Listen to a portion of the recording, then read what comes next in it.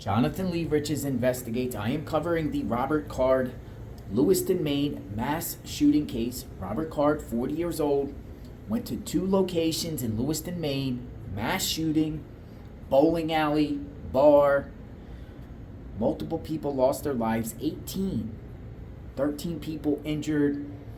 Mr. Card eventually ended his life after his vehicle was found abandoned near his job where he used to work. It was called Maine Recycling. His vehicle, his Subaru, was abandoned by a boat dock, and then he was ultimately found inside a box trailer, right? A box trailer. Let's talk about Mr. Card's son, Colby Card. There's a lot of speculation online about Colby Card, his son, right? What did his son know, if he knew at all? Reason being is Card, Robert Card, allegedly wrote a note. Some people say it's a suicide note. Other people say it's just a note, but left a note to a family member. And it's no secret online that that family member was Card's son, Colby. Now, let me share what the authorities shared at one of the press conferences in reference to this case. Check it out. There's been a number of completely legitimate questions about a note that was found in his residence. So this is a paper style note.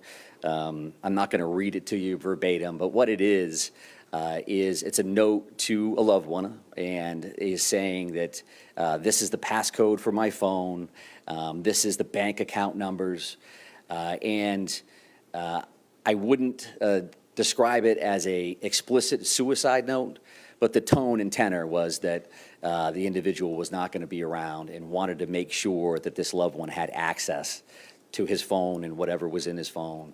We're working on that now to get into the phone. That's one of those search warrants. That's one of those very specialized skill set that our folks have. And then the bank codes to make sure that that happens.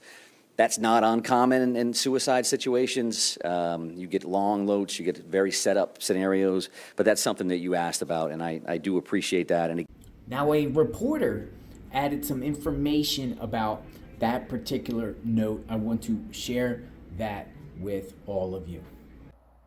Okay, so this is coming from Bob Ward, Boston 25 News. A source tells me Card left behind a note for his son. The note is described as being very brief, only 7-8 lines. In it, my sources says Card leaves instructions for his son in case they don't see each other for a long time.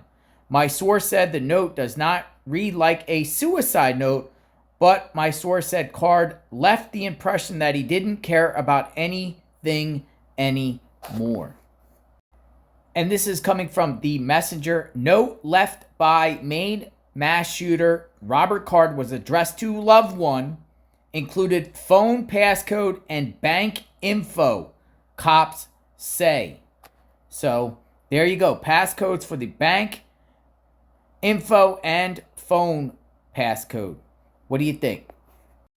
So who was the family member this note went to? And why would Mr. Card, Robert Card, leave passcodes to phones and to bank accounts to a family member? Well, people don't think it's the ex-wife, because the ex-wife and Robert Card divorced each other way back in 2013.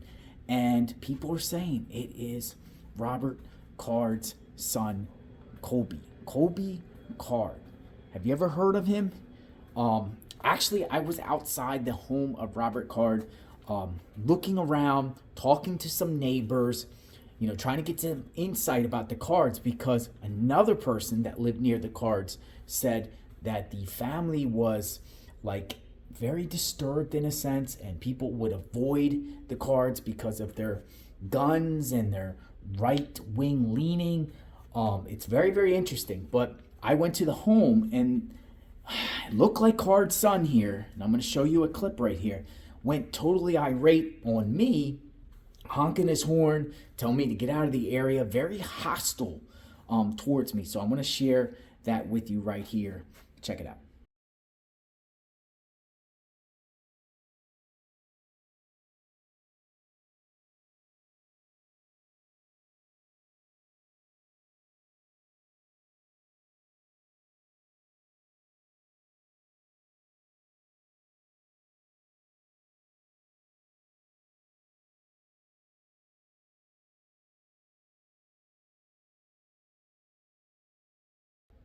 So who is Robert Card's son, Colby? Well, there's an article out here. And I'm going to share this article, and it says, who is Robert Card's son?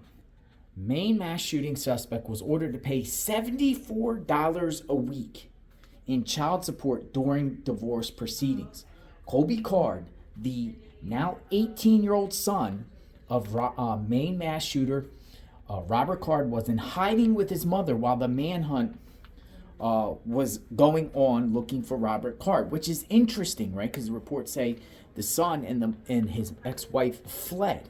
So it seems like together. So it seems like the ex-wife and the son are actually, in a good relationship with one another. Yet Card himself allegedly wrote a note giving his son passcodes. So why would, and I have a lot of questions about that, why would it be his son that he was trying to give passcodes to and bank account information when his own son was running away with his ex-wife, fearing that Mr. Card would go after him? So that makes it interesting. Like, do you think you would give passcodes and bank account information to someone unless his son didn't get that note or didn't know anything about that note? And that still remains to be seen when he actually wrote the note. Did he write the note days before the attack, right before the attack, or left the note at the table in his home, assuming it was in his home where authorities, went to. They were doing flashbangs in different locations. One of those locations, maybe the note was addressed like in a postal envelope, but we don't know the answers to that, so that remains unclear. But it says the accused Robert Card was found dead on October 27th near a river in Lisbon. It says Card shared Colby with his former wife, Kara Lamb, whom he married in 2005. The couple went through a divorce 2 years later. Initial reports suggest that Card might have been attempting to locate an ex-partner during the deadly shooting, right? Card suffered from mental health issues. We know that, right? The divorce agreement was amended because they divorced, and then it was amended in 2013 with the new version including a requirement stating it is further ordered that all guns in either party's home shall be locked and keyed, during which time they are not to be used. So it wasn't just Card, but it was also his wife. No one could have guns. But it says here that Card was also ordered to pay $74 a week in child support in 2013. That is for Colby, right? So Colby was getting child support himself. Whether the mother gave Colby the child support money or, that remains to be seen. But now Colby's 18, so that was, a while back. That was a while back. That was almost like 10 years ago, right? So 10 years of child support. Suddenly he commits this mass shooting act when his son turns 18. The question is, did his son know what was going on? What role at all has the son played, and as authorities questioned the son and the ex-wife? But I'm particularly curious about the son when it comes to this case. A lot of unanswered questions. He is a mystery himself. What do you think? I'm covering this case extensively. Want to know the upbringing of, the people affiliated with Mr. Card. Was there warning signs? Also, it's been reported that authorities went to Mr. Card's home weeks prior to do a welfare check. Was Card's family members there and were trying to hide Robert Card? What I mean is Card, authorities went to the house looking for him on a welfare check and were met by family members of Card's who lied to authorities or just misled them, or told them, oh, he's not here, when Card was really there. Did the family members have any clue or idea that this was going on? A lot of times people say family members have nothing to do with it, but we don't know that at this time. And authorities they've been very tight-lipped on information when it comes to this case. But I'm covering it extensively. Subscribe to my channel, hit the notification button. What do you think about Colby Card? Do you think he knew or didn't know, innocent victim, or is there more to this? We will talk soon, and check out my playlist on this case. Been all over the location. We're going to try to get more answers for the community, praying for the community of Lewiston, praying for the whole state of Maine. We'll talk soon. Stay tuned.